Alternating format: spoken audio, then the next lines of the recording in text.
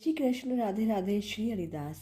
स्वागत है आप सभी का दशा माता के छठे दिन की कहानी। एक गांव में एक बूढ़ी ब्राह्मणी रहती थी।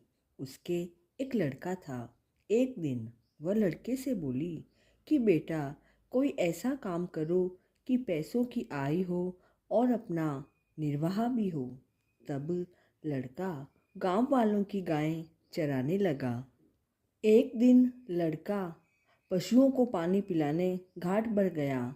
वहाँ स्त्रियां स्नान करके दशा माता के डोरे ले रही थी। उनका एक डोरा अधिक था। उनमें से एक ने कहा, लड़का किसी ऊंचे वर्ण का हो तो उसे डोरा दे दें। फिर एक महिला ने पूछा कि तुम कौन से वर्ण के हो, अर्थात कौन सी जाति के हो। वह बोला कि मैं हूँ तो ब्राह्मण, लेकिन मुझे कोई काम न मिलने के कारण मैं पशुओं को चराता हूँ। उन महिलाओं ने लड़के को डोरा देकर कहा कि तुम इसे घर ले जाकर अपनी माँ को दे देना और कहना कि इसका पूजन और व्रत करे। हम लोग तुम्हें सीधा और पूजा की सामग्री भी देते हैं, वह भी ले जाकर अपनी माँ को देना। लड़के ने डोरा ले लिया। फिर सब महिलाओं ने उसे सीधा दिया। लड़का उस सामान की गठरी बांधकर घर आया। लड़के ने अपनी माँ को सारा हाल कहकर दशा माता का डोरा भी उसे दे दिया। बुढ़िया माई ने डोरे को प्रेम पूर्वक माथे से लगाया। उसी दिन से वह यह व्रत करने लगी। 9 दिन कथा कहानी कहती रही। 10वें दिन उसने डोरे के पूजन की तैयारी की। वह देहरी के बाहर लीप ही रही थी कि एक वृद्ध और दरिद्र महिला द्वार पर आकर बोली कि बहन, क्या करती हो। वह बोली, आज तो मेरे घर पर दशा माता का पूजन है। तब दशा रानी ने कहा कि मुझे बड़ी प्यास लगी है, थोड़ा पानी पिला दे। तब बुढ़िया ने कहा, जरा तुम ठहरो, कटोरी ढूंढ कर लाती हूँ, तब तुम्हें पानी पिलाऊंगी। बुढ़िया कटोरी लेने अंदर गई। तब तक मैली कुचैली बुढ़िया, जो स्वयं दशा रानी थी, उसके परिंदे पर एक सोने का घड़ा रखकर अंतर्ध्यान हो गई। अब वह बुढ़िया कटोरी लेकर जैसे ही परिंदे के पास आई, वहाँ पर सोने का घड़ा रखा देखकर बड़ी घबराई और सोचने लगी कि यह कौन सी बला आ गई है, मुझे चोरी लगेगी, बुढ़ापे में इज्जत जाएगी।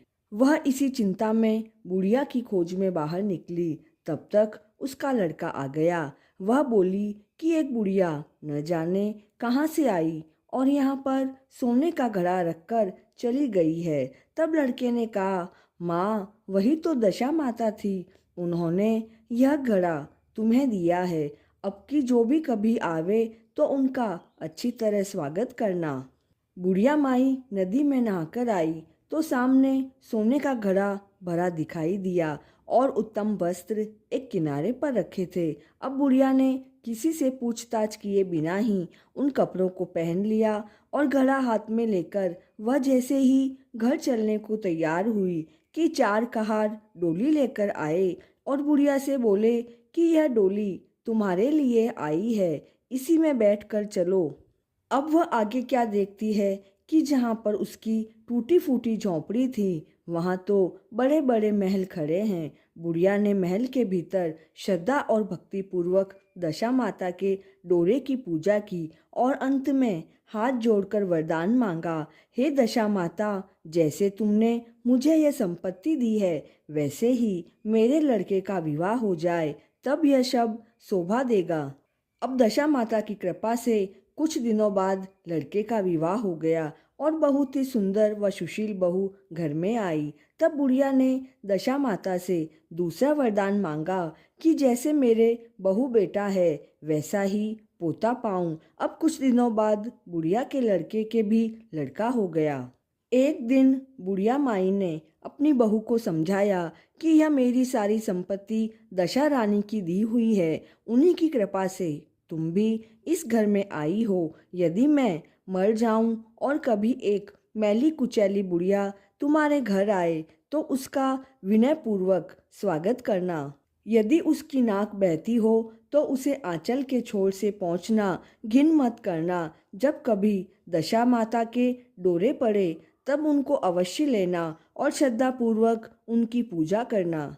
जब कभी तुम्हारे ऊपर कोई संकट पड़े तब सुहागिनों को न्योतना। दशा माता की कृपा से तुम्हारी सारी इच्छाएं पूरी होगी। अब कुछ दिनों बाद बुढ़िया मर गई। तब दशा रानी ने सोचा कि अब चलकर देखना चाहिए कि बहू सास के वचनों का कहाँ तक पालन करती है। अब वह एक वृद्धा भिखारिनी का वेश धारण करके उसके घर गई। उन्हें देखते ही बहू उठकर खड़ी हो गई, पाँव छुए, दंडवत प्रणाम किया और अपने बालक को उसकी गोदी में बिठा दिया। उसकी ऐसी श्रद्धा और भक्ति को देखकर दशा माता ने आशीर्वाद दिया कि तेरी धर्म बुद्धि हो, भगवान सदैव तेरा भला करेगा, भंडार भरपूर रहेंगे, कभी किसी बात की चिंता तुझे नहीं होगी, जो इच्छा करोगी वह फल पाओगी। दशा रानी ने जैसी कृपा दृष्टि उस बुढ़िया ब्राह्मणी पर की वैसी ही अपने सभी भक्तों पर करना। दशा माता का आशीर्वाद हम सभी पर बना रहे, इसी मंगल कामना के साथ जय श्री कृष्णा।